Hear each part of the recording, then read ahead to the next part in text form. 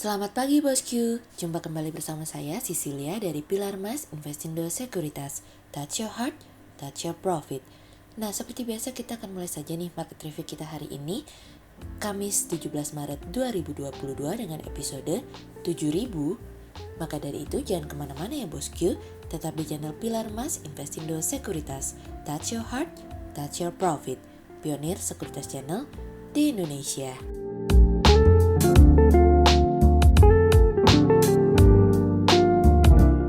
Seperti biasa kita akan mulai dari Global Economics Calendar. Ada berita dari US MBA Mortgage Applications yang turun dari sebelumnya 8,5% menjadi minus 1,2%.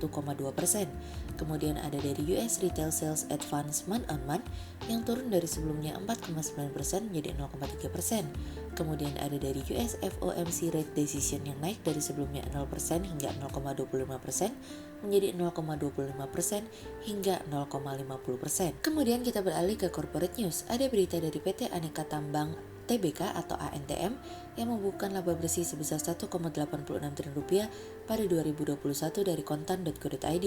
Kemudian ada dari PT Delta Dunia Makmur TBK atau DOIT yang targetkan pendapatan capai 1,5 miliar US dollar di tahun 2022 dari kontan.co.id. Kemudian ada dari PT Chandra Asri Petrochemical TBK atau TPIA yang menganggarkan dana belanja modal atau capital expenditure sebesar 200 juta US dollar untuk tahun 2022 dari kontan.co.id. Kemudian pada perdagangan hari Rabu tanggal 16 Maret 2022, IHSG ditutup menguat 74 poin atau 1,07% menjadi 6.992. Sektor energi, consumer cyclicals, financials, industrial basic materials, infrastruktur, consumer cyclicals, healthcare bergerak positif dan mendominasi kenaikan IHSG kali ini. Investor asing di seluruh pasar membukukan pembelian bersih sebesar 2.086 miliar rupiah. Kemudian kita akan masuk ke market review kita hari ini. Cerita hari ini akan kita awali dari Powell, We Love You. Keberanian Powell pada akhirnya memberikan The Fed sebuah keputusan di mana mereka pada akhirnya menaikkan tingkat suku bunga sebanyak 25 bps. The Fed pada akhirnya juga memberikan sebuah kode bahwa The Fed akan menaikkan tingkat suku bunga sebanyak 6 kali pada 6 pertemuan tersisa pada tahun ini, di mana ini memberikan sebuah gambaran bahwa The Fed akan mengatasi dengan cepat inflasi yang dikhawatirkan menjadi semakin tidak terkendali nantinya apabila tidak diantisipasi secepatnya.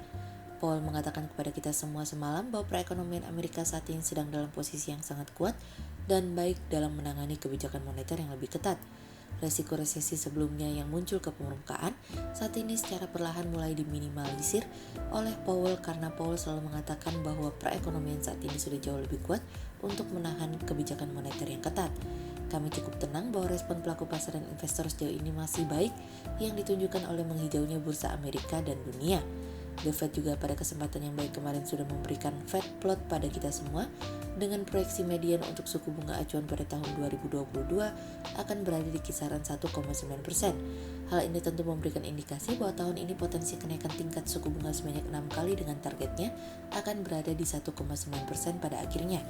Selanjutnya pada tahun 2023 menurut Fed plot tingkat suku bunga akan kembali mengalami kenaikan hingga 2,8% pada tahun 2023 mendatang dan akan mulai kembali kalem dan terlihat menurun pada tahun 2024 mendatang. Hal ini sejalan dengan proyeksi The Fed dan kami yang dimana target kami dalam kurun waktu 2 tahun mendatang yang dimulai dari 2022 hingga 2023 akan berada di kisaran 2,5% pada akhirnya. The Fed juga mengkomentari situasi dan kondisi yang saat ini sedang terjadi di dunia, di mana mereka cukup khawatir dengan situasi dan kondisi yang terjadi antara Ukraina dengan Rusia dan lockdown akibat COVID yang terjadi di Cina yang kemarin kita bahas. The Fed mengatakan untuk hubungan antara Ukraina dengan Rusia telah mendorong kesulitan bagi umat manusia dan tentu saja berdampak terhadap perekonomian. Namun satu hal yang pasti adalah inflasi yang terjadi saat ini antara Ukraina dengan Rusia akan mendorong inflasi mengalami kenaikan dan akan membebani kegiatan ekonomi, namun hal tersebut hanya jangka pendek. Mengenai neraca keuangan, The Fed juga sudah menyampaikan akan memulai penurunan pada pertemuan yang akan datang. Meskipun terkait dengan penurunan neraca tersebut, The Fed tidak berkomentar banyak. Powell mengatakan bahwa para pejabat telah membuat banyak kemajuan yang baik pada minggu ini untuk memulai proses kenaikan tingkat suku bunga dan tidak sabar untuk pertemuan pada bulan Mei mendatang. The Fed sendiri juga tidak ingin menaikkan tingkat suku bunga terlalu cepat, apalagi dengan adanya inflasi yang terjadi saat ini. Kenaikan tingkat suku bunga yang terlalu cepat juga berpotensi untuk mendorong mengacaukan stabilitas dan meningkatkan volatilitas pasar yang akan mendorong perekonomian ke arah resesi. The Fed melihat inflasi akan masih lebih tinggi daripada sebelumnya, di mana inflasi pada tahun ini akan berada di kisaran 4,3% pada tahun ini dan akan turun menjadi 2,3% pada tahun 2024. Pertumbuhan ekonomi Amerika pada tahun ini juga diturunkan dari sebelumnya 4% menjadi 2,8%. Kami melihat saat ini apa yang dilakukan oleh Powell sudah sangat tepat dan bijak, bahwa Powell dapat melakukan kenaikan tingkat suku bunga tanpa menyakiti semua pihak. Dan tindakan Powell dalam menaikkan tingkat suku bunga juga mendapatkan dukungan dari Biden, yang dimana Biden mengatakan bahwa inflasi merupakan salah satu prioritas utamanya. Hal ini tentu saja bahwa Powell dan Biden memiliki ikatan yang kuat dalam menunjukkan dukungan menjinakkan inflasi, menjaga prospek pertumbuhan ekonomi, dan tentu saja menjaga volatilitas dan stabilitas pasar saat ini. Sudah siap IHSG ke 7000? Biar waktu yang akan menjawabnya hari ini. Kemudian cerita selanjutnya datang dari Kita Juga Yakin Kok. Upaya pemerintah dalam meningkatkan penerimaan negara tampak beragam dan inovatif. Selayaknya yang terjadi di dalam negeri, realisasi pendapatan negara hingga Januari 2022 tercatat sebesar 156,04 triliun rupiah, di mana tumbuh sebesar 54,90% secara tahunan atau 8,45% dari target APBN 2022. Jika ditelusuri lebih jauh, realisasi penerimaan negara yang berasal dari pajak sebesar 134,04 triliun rupiah atau 65,57% year on year, dan penerimaan negara bukan pajak atau PNBP sebesar 22 triliun atau 11,44% year on year. Sementara realisasi belanja negara mencapai 127,17 triliun rupiah atau 4,69% dari target APBN.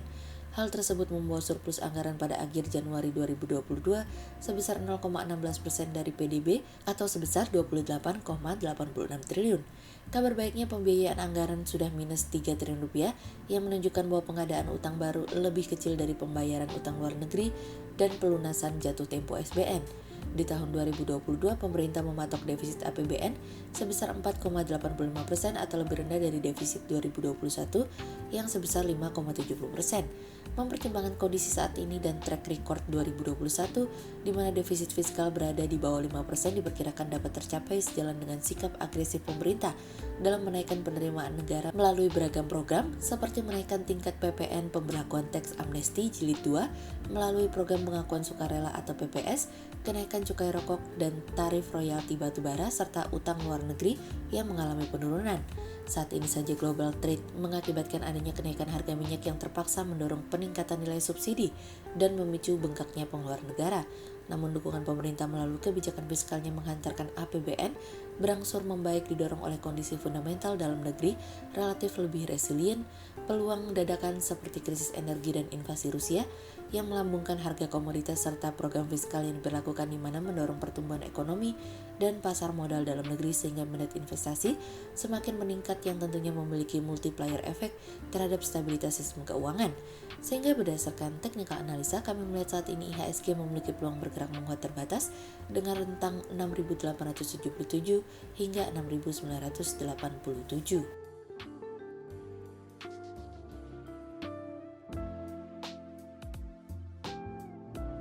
Berikut dua saham yang kami analisa hari ini ya bosku. Yang pertama ada dari ANTM atau PT Aneka Tambang Tbk yang membukukan laba bersih sebesar 1,86 triliun rupiah pada 2021. Manajemen berhasil membukukan kinerja signifikan sepanjang 2021.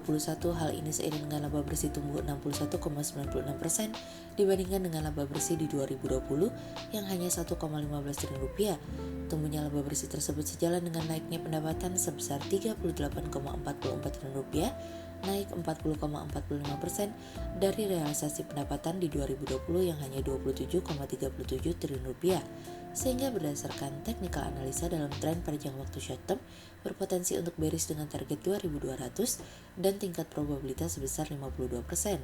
Kemudian yang kedua ada dari Pegas atau PT Perusahaan Gas Negara Tbk yang laba bersih tahun berjalan yang diatribusikan ke entitas induk sebesar 303,8 juta US dollar.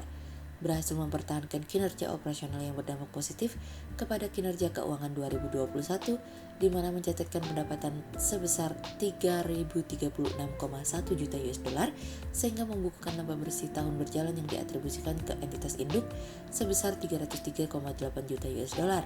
Pencapaian ini seiring dengan pemulihan kinerja operasional dari pemulihan ekonomi melalui upaya strategis perseroan di tengah masa pandemi berhasil menopang kinerja keuangan PGN 2021. Sehingga berdasarkan technical analisa dalam tren pada jangka waktu short term berpotensi untuk bullish dengan target 2200 dan tingkat probabilitas sebesar 62%. Berikut kami akan menampilkan 40 saham pilihan dari Pilar Mas.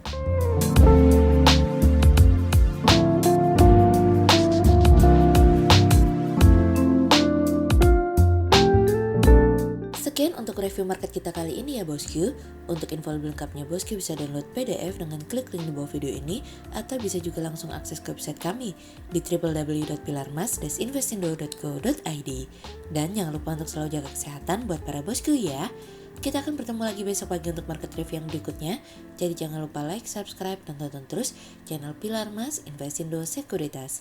Touch your heart, touch your profit. Pionir Sekuritas Channel di Indonesia.